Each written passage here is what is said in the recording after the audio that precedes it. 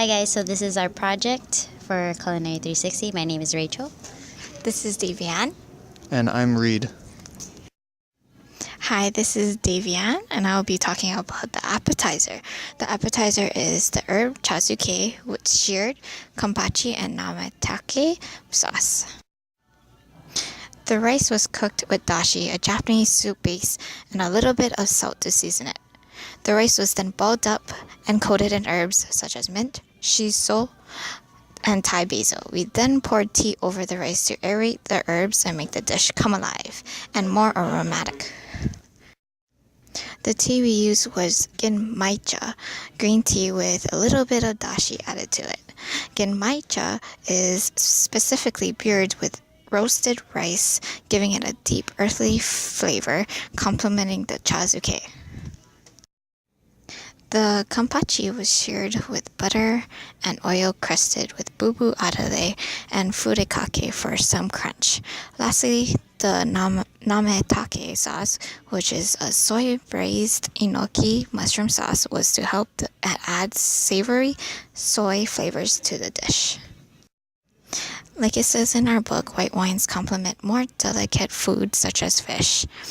The wine that we paired it with was the white wine from New Zealand, a 2015 Sauvignon Blanc bottled by Matua Valley. From the website we searched, Sauvignon Blanc is herby and it pairs well with the herbs covered from the rice and a bit tart to cut the fat of the kampachi.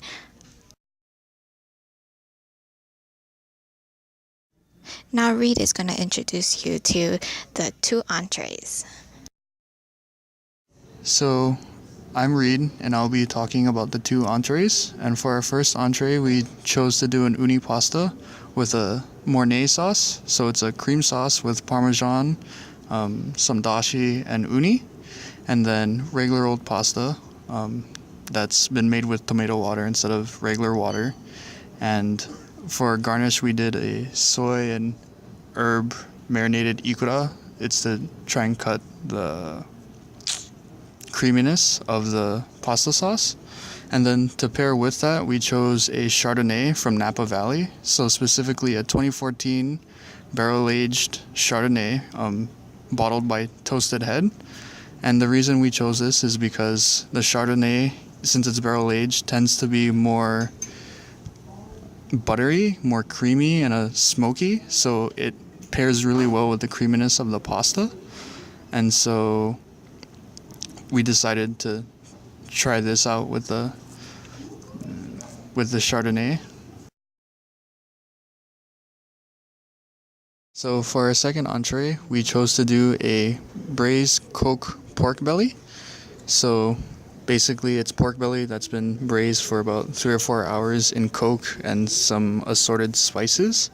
And then we made a sauce from the braising liquid or the jus with some ginger and hoisin, and that would be served with parsnip puree seasoned with truffle oil and vanilla, sautéed kale, carrots vichy, which is like a candied braised carrots, and pickled onions.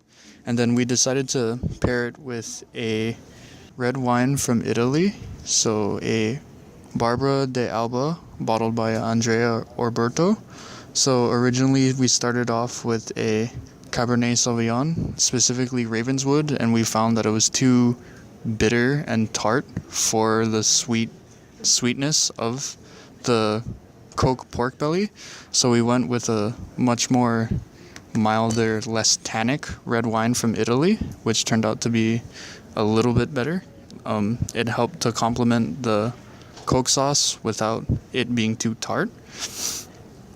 So basically we discovered this by talking to a sales rep at Tamura's who suggested that if the Ravenswood was too tannic, then we should try this Italian wine, specifically Barbera de Alba.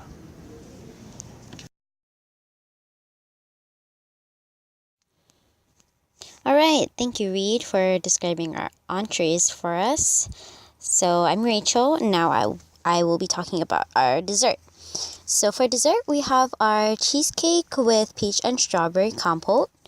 It's a regular vanilla cheesecake with a yuzu graham cracker crust.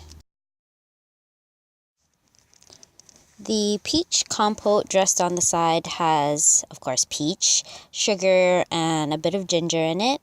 And our strawberry compote has strawberry and sugar, mint shiso, and star anise.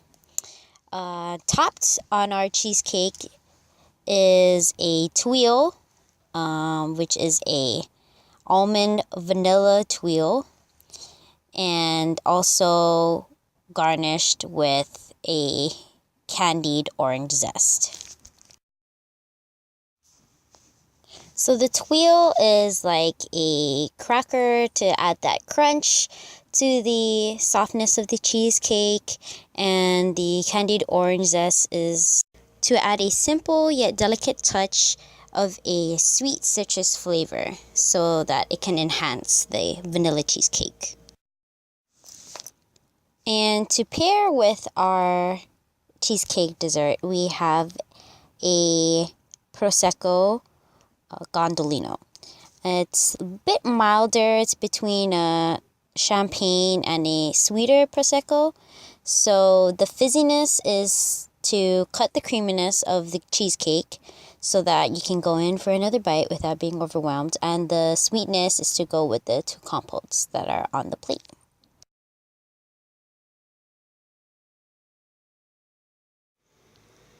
So the 4 sites that we used for our project was boulderwine.com to help make sense of the Italian labels, and we also used foodandwinepairing.org, winepros.org to explain Chardonnay and some of the other white wines, and also foodandwine.com to help us find some red wines.